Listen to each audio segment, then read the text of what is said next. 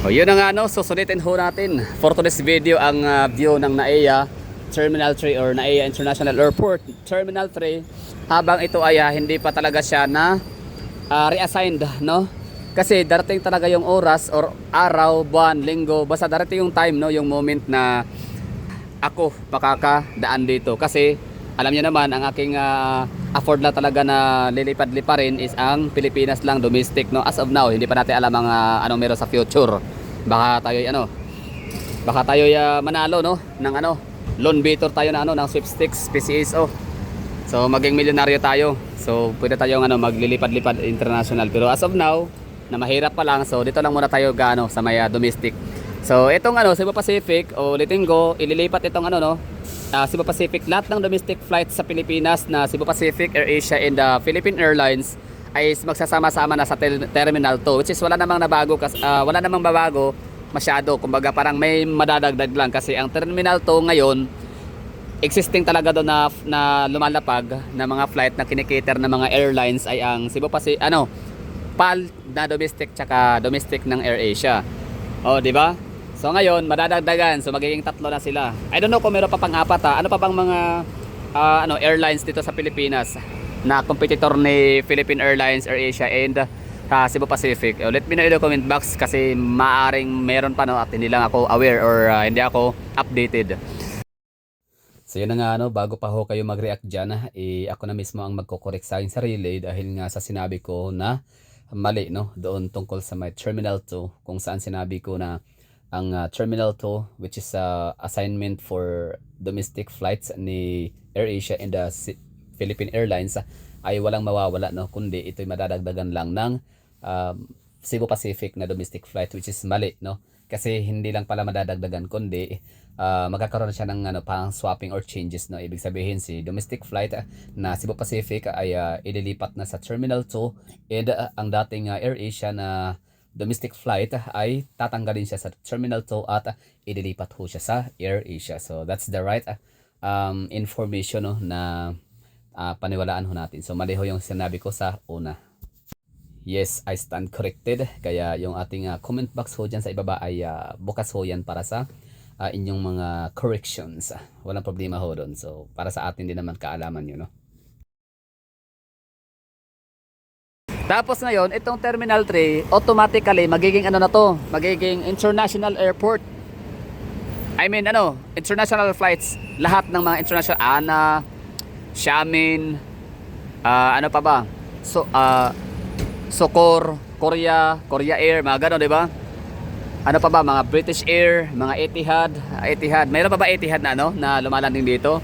'Di ba? Mga Cathay Pacific, mga gano'n, no? Mga Qatar Airways, basta international flights dito ikikater sa Terminal 3, which is para sa akin agree ako doon sa Terminal 3 na gawing international dito lahat ng international flights kasi napakalaki ng ng Terminal 3 kumpara sa Terminal 1. Although ngayon naman ang itong Terminal 3 is dito, Mekos, no.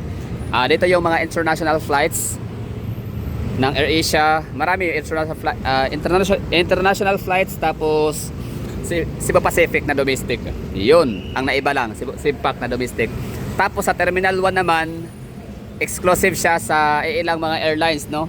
Yun nga, parang Xiamen yata, Xiamen is airline ba yan? Basta papuntang China. Tapos PAL. Pero dahil sa sa management ngayon ni Ramon Ang sa SMC, ang Terminal 1 is magiging exclusive na daw talaga siya sa PAL International. Gano'n, no? So, tama ba? Ano sa inyo doon? Bakit siya ay exclusive? Bakit kay PAL lang talaga, no? So, baka si Ramon Ang tsaka si PAL ay silusyutan, ay meron silang ties or meron silang business collaborations or di ko alam, no? Bakit ay exclusive siya kay PAL. Tapos yun lang, bali papasok na tayo ng mamayang konti. Aabot ito ng mga 8 minutes lang para natin makumpleto yung kailangan ng YouTube na length ng video. So ito yung natin kinatatayuan, ito yung sa may second floor. Ito yung dropping point or drop off area. So ito yung nasa harap natin is ito yung sa mga private cars na yun, drop off area ng mga private cars. Tapos dito naman ang taxi. Taxi area yan. Drop off area ng mga taxi. Unloading area. Tapos, yan ang nakikita ho natin ay ang Belmont Hotel. Newport by Mega World. Newport City. Sa Pasay. Savoy Hotel, Mega World. Yun lang. Tapos, pasok pa tayo dito. Okay na, no? Kasi, meron na tayong mga footages naman dito kahit paano. Magagamit natin to, no? Sa, enjoy time. Pwede na tayo makakapagdaan dito na area kasi hindi naman tayo sasakay ng international flights. Hindi pa natin afford, no? So ngayon, merong changes ang meron na tayo na experience na changes ito sa NAIA Terminal 3. Yung runway 13 ay under construction, under renovation. Kaya ang ating eroplano na sinakyan from Davao papunta rito sa Manila International Airport, NAIA Terminal 3, ang dating fly path ho natin is nagmula sa Ternate, Cavite, Batangas, Ternate, Cavite, tapos hanggang sa coastal ng Cavite. Ngayon, iba na, nagmula na tayo sa Rizal, Bulubundukin, probinsya ng Rizal, Tanay, umiikot sa Antipolo.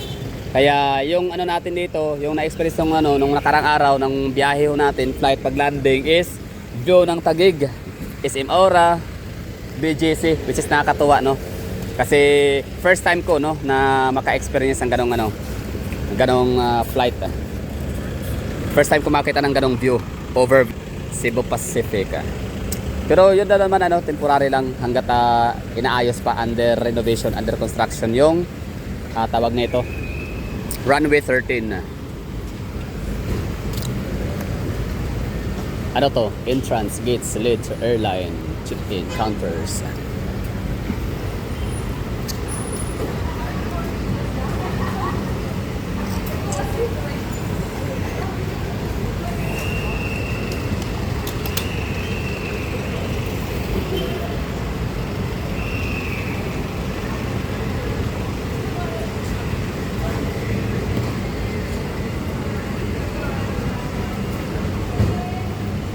Port assistance optional element is subject to a fee of 500 pesos 50 pesos pala. Okay, pasok tayo dito para aircon, tapos kain na din, no? Gutom. Tapos na tayo mag-check-in online. Sa mga nagtatanong dyan kung paano mag-check-in online, sabihin nila sa akin at ipipaste ko na lang yung link ng ating uploaded video. Syempre dito ito yung check-in area, no? Hindi ka makakapasok dito kung ikaw ay walang booking ticket, no? So kung wala kang booking ticket na may papakita tsaka ID, so di ka makakapasok dito sa second floor. So ganun din sa doon sa kabila. Anyway, ito na lang, wala namang ibang talaga checking area or check-in counter. Pero syempre di na tayo dadaan. Ang flight natin ngayon is gabi, no? Madilim. Kaya parang hindi na siya ganun nakaka-excite na maghanap pa tayo or mag-request sa taga counter personnel na magpa-assign tayo sa window view kasi gabi nga, no? Pero okay pa rin kasi ang nakuha ho natin ang lumabas na seat assigned ay ang window. Oo, window view din. So, okay, magaling. Nice one. NAIA. So ito na yun, magiging international, no more domestic departure area, kasi magiging international lang ang lugar na to.